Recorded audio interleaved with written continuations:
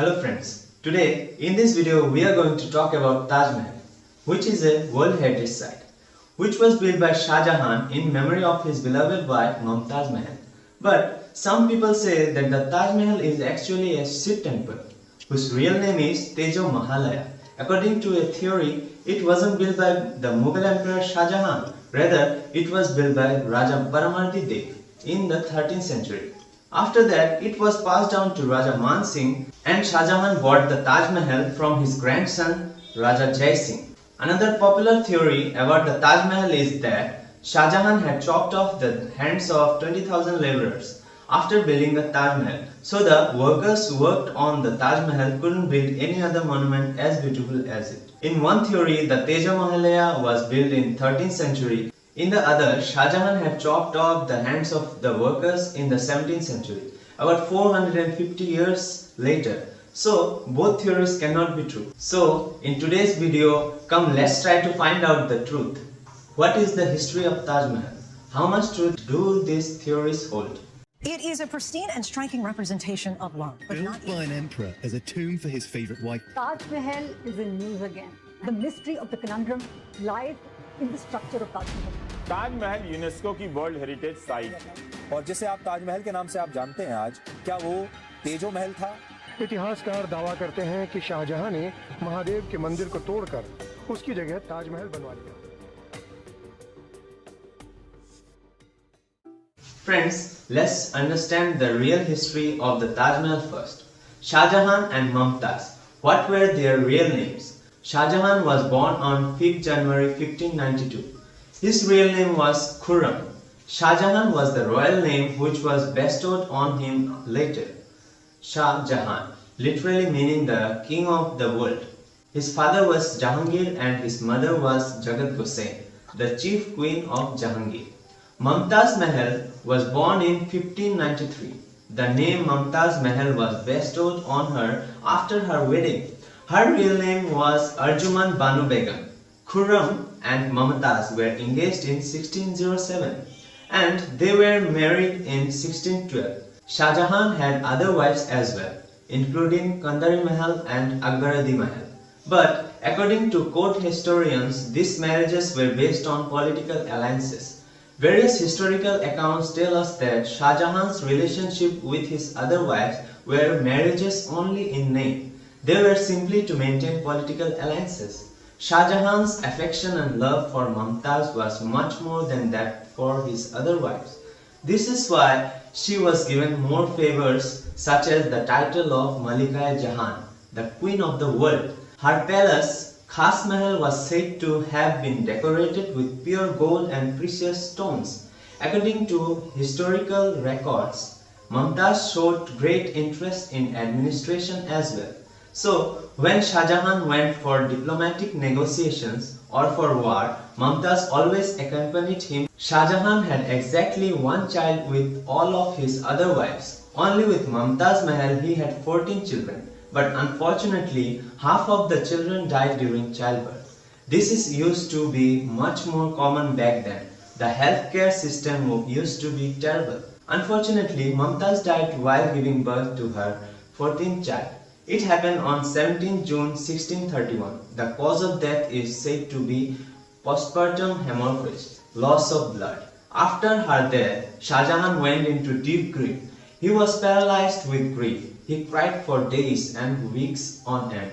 And it is said that he was in isolation for a year, mourning the death of his wife.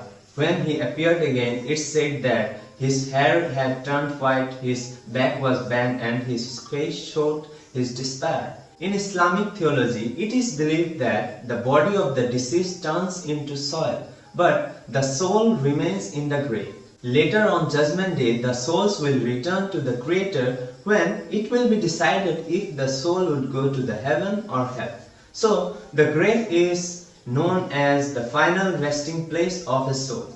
Shah Jahan believed that the final resting place of Mumtaz Mahal should be grand, unparalleled. So, when he decided to build the Taj Mahal, the chief architect was Ustad Ahmad Lahori, who was bestowed the title of Nadir-e-Asr, the wonder of the age. The calligraphy on the white marble panels was done by Abdul Haq Shirazi.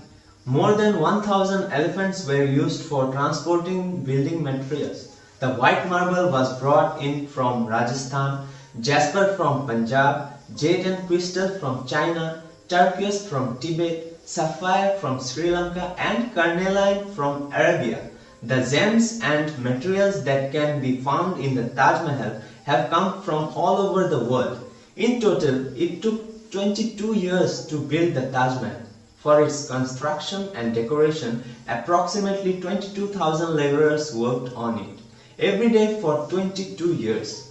Friends, the history of controversies about the Taj Mahal has been long, but let's begin our story with the most recent controversy, the story about Raja Jai Singh. It has an interesting history behind it. Friends, in 2017, historian Rana Safi had written a blog on the daily platform. In it, she wrote that Mughals were very interested in keeping a record of history.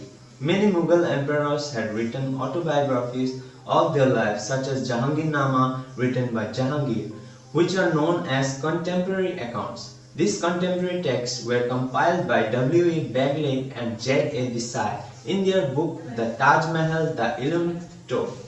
The various sources of that time were compiled together so that we can see them in that context and get to know the detailed history of Taj Mahal, how the Taj Mahal was built, what were the methods used back then.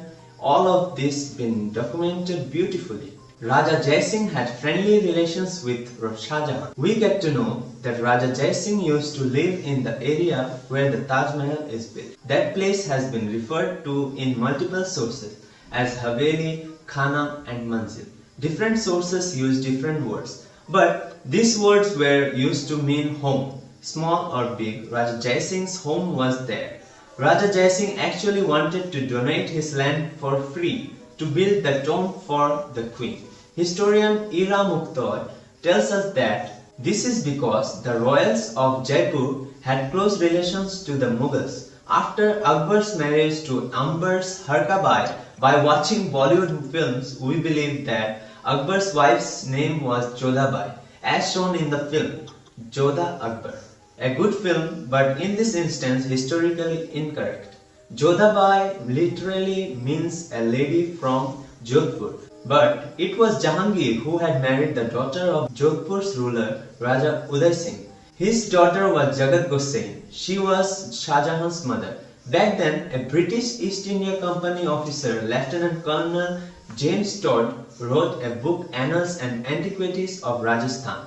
In that book, he had mistakenly mentioned Jodhabai instead of Harkabai. That's why people have this confusion that Jodhabai was Akbar's wife. Akbar's wife was Harkabai. She was Raja Man Singh's aunt, and Raja Man Singh was the trusted general of Akbar. Shah Jahan was Akbar's grandson, and Raja Jai Singh was Raja Man Singh's grandson. You can now understand why the two had such relations. This is why Raja Jai Singh offered his land for free. He wanted to donate it to Shah Jahan, so that Shah Jahan could build a tomb for Mumtaz. But despite his offer, Shah Jahan didn't accept the offer of the land for free. In exchange, Shah Jahan gave 4 palaces to Raja Jai Singh. This transaction has been recorded in official papers as well, and it was dated as it happened 28th December 1633. And you can see this record in Jaipur City Palace. Historian Rana Safi uploaded a copy of it with translation on Twitter. Another famous claim about Shah Jahan is that Shah Jahan had chopped off the hands of the workers after the Taj Mahal was built so that they couldn't build another monument like the Taj Mahal. Our Union Agriculture Minister Narendra Singh Tomar had repeated this claim last year, saying that Agra में ताजमहल का निर्माण हुआ और जिन कारीगरों ने निर्माण किया उनके हाथ काट दिए गए थे, लेकिन विश्वनाथ कॉरिडोर का निर्माण करने वाले कारीगर और बेलदारों का फूल वर्षा का स्वागत करके एक नए आयाम को इस देश में नरेंद्र मोदी जी के नेतृत्व में दिया गया. If you try to think about this claim logically, you will wonder how it could be possible. the 20,000 workers who had built the Taj Mahal were their hands chopped off on the same day? If not, were they asked to come in one by one? You are the next one, you have to chop off your hands, and everyone stood in a line waiting for their turn. It wouldn't have been possible to cut off the hands of 20,000 people in one day. If that happened, would the workers have waited in the line waiting for their turn to get the hands cut off? No. As soon as they would have started cutting off their hands, the other would have run away. Obviously, there is zero evidence of it being true historically.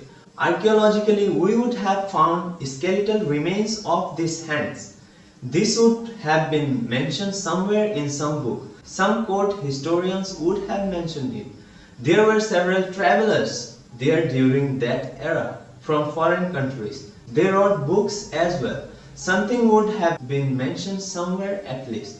But there are no mentions of it. In fact, the evidence that we have are contrary to this claim. Shah Jahan had built a huge settlement known as Taj Ganj. It still exists today. Thousands of masons, artisans and workers assembled there from different regions of the empire to work on the Taj Mahal together.